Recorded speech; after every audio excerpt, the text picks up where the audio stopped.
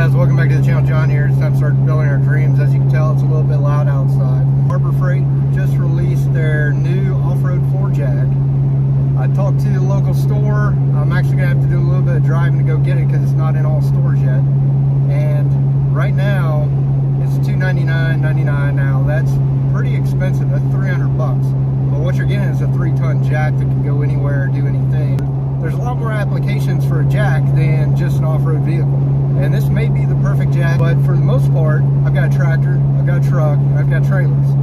The last Harbor Freight jack I bought was actually because my brakes started acting up on one of my trailers and I had to go buy a Daytona jack. We're gonna check it out. Hopefully it's got a plate on the bottom so it won't sink in the sand.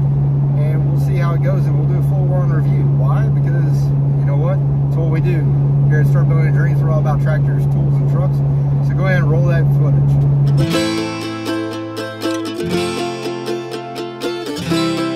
If you're new to the channel, welcome. Thanks. If you're into tractors, tools, and trucks, this is definitely the channel for you.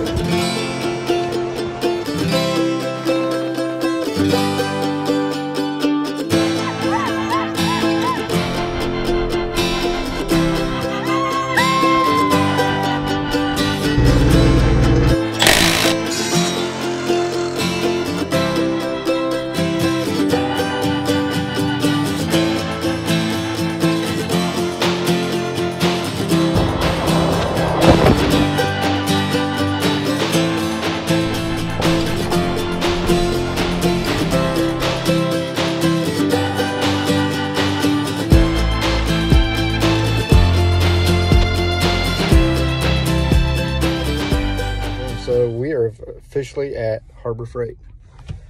We're over there. So we're gonna go pick up this new jack and we're gonna do a full review on it. Stay tuned. Lots of choices. So the girl just helped me out. Got the new Badland 3-ton off-road jack. And we are now gonna check out this new off-road jack. Look at that thing. Badland off-road jack.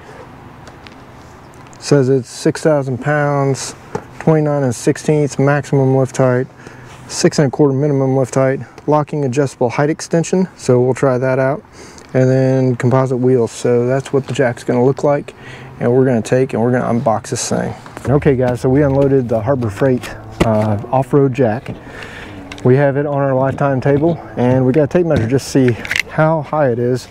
We're going to use your trusty knife, open this once again with all my unboxings. You guys get to see it as I get to see it. So inside the box, got owner's manual, got wheels, and they've got good ball bearings in there. They're smooth ball bearing wheels. Set those to the side. Got these wheels here, so there will be some assembly required, and we'll break out the tools. This is our jack base, I guess, for an adjustable jack. Here's our extension. That'll go like such. Here's some hardware in the box. And over here, I'll take the lid off. As you can see in the box, the jack is mostly assembled already. So we'll lift this thing out. And this is not light by any means. So just picking it up. Yeah, that's a heavy jack. Your legs when you lift. All right, so there's our base. And then last two pieces in the box. Looks like our handles here. And this jack handle here, it's a good heavy duty handle. I don't know how well this cloth is gonna hold up over time. Usually these things will fade. If you look at the front of the Badland winch back here, this is faded over time. It's still plenty strong, but like I found out with my kayak, if this thing gets weathered, sun, and everything else, you will have to replace it. Let's put this thing together. Handle's pretty easy, looks like. Pretty straightforward. So as you can see here, there's a 1/2 inch female in there. And then this thing actually, great idea to have a speed coupler on here. That's pretty good. Good and sturdy feeling. It does have a pin down here at the bottom that holds this on. The piece of the jack is pretty intuitive, But wheels, just basically lift that up. I was worried about these Palmer wheels, but these do look high quality. They look solid. All right, let's check out our hardware bag that comes with it. Lots of little parts. Oh, they even give you a little wrench to go in there, so we won't need more power. Got this little bracket. Got 4 nuts for the wheels, 4 washers for the wheels, and I assume these 2 little nuts here hold this little bracket on. Closely in here, right where the fill valve is, the safety adjustable valve, it says do not adjust those, but there's 2 holes, and most likely that goes in there. Here's that hex wrench I was telling you guys about right here. Alright, we'll figure out what that's for in a little bit. That's actually cool because that puts your base plate here on, so everything's self-contained, and then this will hold this inside the setup. And it's got a, man, they thought this thing through. This should be a quick put together. So here we go. Our tire on, washer for a nut, and put these on.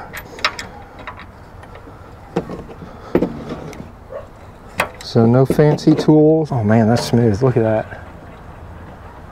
That is really smooth. So another washer, another nut on this side. Use our provided wrench that comes with it. There's that. And this thing seems sturdy. The thing I like too is it's got a rubber pad right here. So I don't know how many of y'all have used a jack that doesn't have a rubber pad, but it's nice to have a rubber pad. Your wheels here, these look good. I mean, those bearings are smooth, good quality finish. So you definitely get what you pay for with this jack. Put the wheel on. Put that on. Slide the other wheel on here. Now this jack is not light. I'll tell you that right now. I'm gonna tighten everything up hand tight. You don't want it too tight because you don't want to stop the bearings, but you also don't want it so loose that there's too much play. So that one's tight. I already did that one. And we'll just slide our wheel on. Double check everything. Good, good, good. Now they don't give you a wrench for this, I don't believe. I did not see a wrench in the bag for this, so you will need a little hex key. So in case you're wondering, I'm the type of person, I buy stuff right the first time, one time. So I'm not afraid to use Dewalt or Milwaukee tools. Once again, this review is completely independent, and we're gonna pull out some Dewalt tools, pull out a hex wrench or an Allen key, and zip those down the rest of the way. Like it's a 4mm, so that's good. So we'll pull out our 4mm hex key, and we'll zip these down. I say zip, but I'm not using any power tools. So I wouldn't overdo it. I would just go hand tight. It seems like this little bracket is doing well. So we'll get our little bracket here mounted. Apologies if it's getting a little dark out. All right, so that is tight now. That's just a little locking mechanism.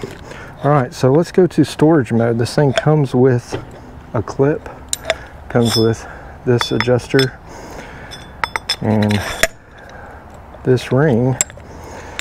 We're just going to drop that in, and seeing how it's got multiple holes at angles, it's probably a good thing.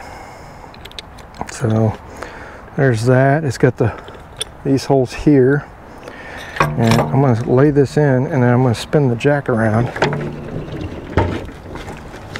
This thing's heavy duty, pretty heavy duty. When you look closely, that has 2 holes on it, on this stand. You just want to spin it around, line it up with those holes. And it looks like you can just kind of sit in the cradle and then screw that down. That should keep that thing from wiggling around too much. And it's got these bolts here. So now you're not going to take these out every single time, so you can tighten these up a little bit. So that, and once again, your wrench is over here.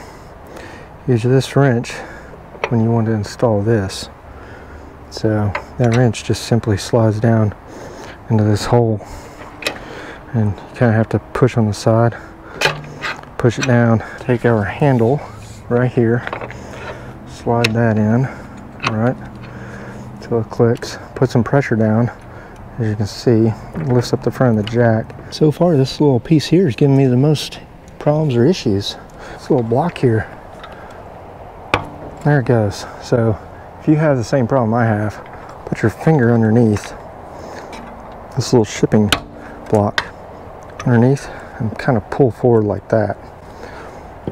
Now it does have this transportation lock right there, so you can wheel that around. Alright, so that's not used for lifting. And when you want to lift, it's like that. Always righty-tighty, lefty-loosey. And this is cool too. Look, I thought of everything. It's built in, you know. You don't have to have a special wrench to pull that pole out. Loosen that, pole falls in, lock it back down. So let's see how many pumps to full height. Let that down. Alright. There's 1, 2, 3, 4, 5, 6, 7, and we're there. Right now, my normal jack will go 19 inches. This thing's already 21.5. And all you gotta do to lower it, turn it counterclockwise, it'll lower down. Sometimes give it a little assist. Our lower setting here, yeah, they're spot on. Without the base, 6 1/4, you should be able to slide right underneath an axle. We're gonna go get some more light. Again, highlights, rubber pad, carry handle, it's pretty sturdy. This piece here, your extension, just kind of clamps onto the side. There's a safety clip that goes on it, so this little safety clip flips up and goes around.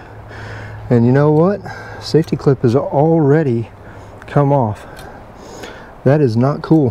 Where did that safety clip go? And see, the safety clip fell down in there. We had to go grab a magnet and try to fish this little hook out. Okay, so note that this is just spring loaded. I must have done that when I was going back and forth. So you can lose that little clip. So we're going to fix this now because that thing keeps popping out. We're going to put a zip tie around there to prevent that from happening in the future. Turn this on. So all we're going to do is, because this clip keeps coming apart, we are just going to put a zip tie on here for now.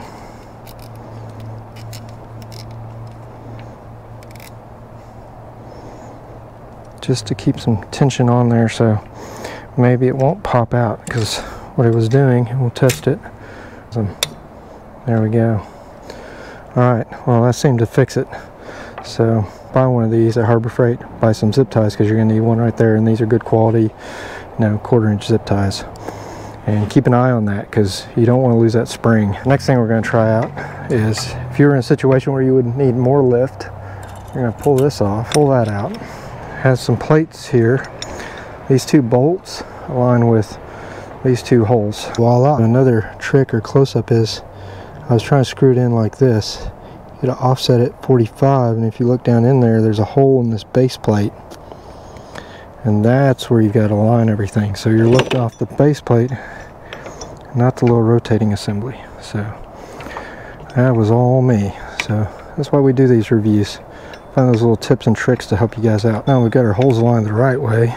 We spin this in. Well, we don't want to overdo it, but we sure as heck don't want a big truck falling on our head. So I wouldn't crank too hard on these, but I would definitely make sure this part is secured before you go lifting anything super heavy. And again, nice little feature is this rubber part right there.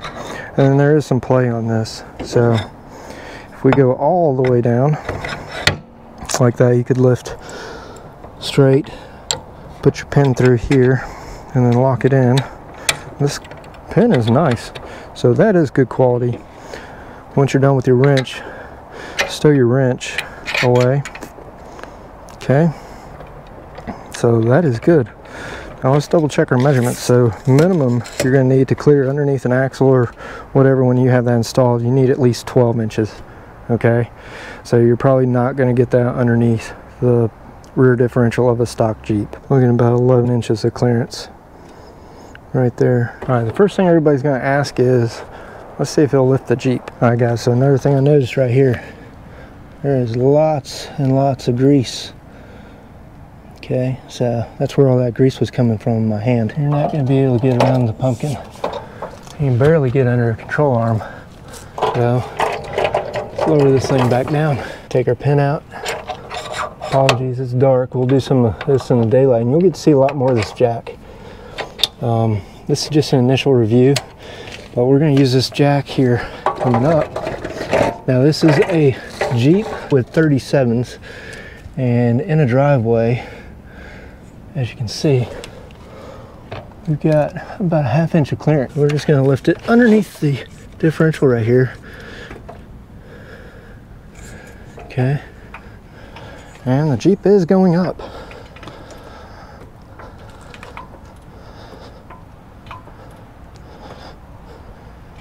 There's adequate pressure. As you can see, it doesn't take much.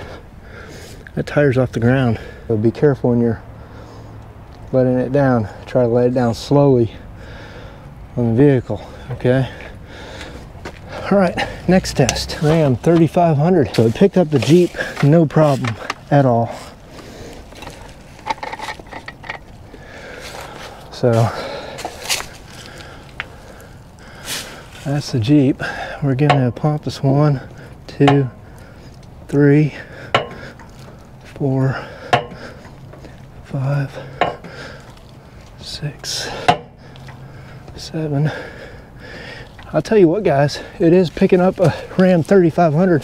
That is a Cummins diesel under there. So with weight, I have to say I'm impressed. I'm very impressed right there. True test will be out back. We're not going to do that tonight. So what happens now? If it's the middle of the night and you're out in the field and your Big Tex trailer gets stuck in the mud and you got a flat tire, well, let's see. Normally you pick it up where the axle is. So let's see if we can, and these are cantilever axles. I don't know if I can get it up high enough to get that tire off without going under the axle, but we'll try it out.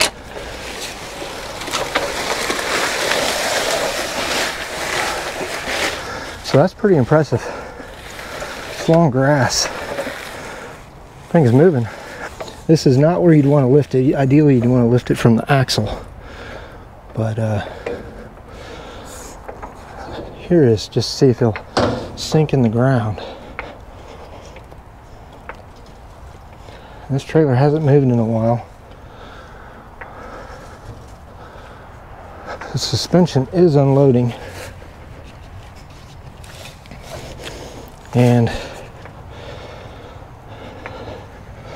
that, my friends, is why you want a tire jack that'll go up that high. So those are cantilever axles, and that, when you break down, is a real pain if you can't get back underneath the axle. Right here, we're on the trailer frame. It picked up the dump trailer. It picked up the Ram 3500, and you know, I'm not going to try to max out the jack, but my thoughts are good quality jack, minor bug with a little clip here. It gives you a lot of flexibility. It rolled great on the grass. I'd give it almost a 5, but it's not perfect. That one little minor thing right there, hopefully Harbor Freight will watch this video and fix that for their customers in the future, or put it in their instructions. One of the long-term flaws I see is the strap material.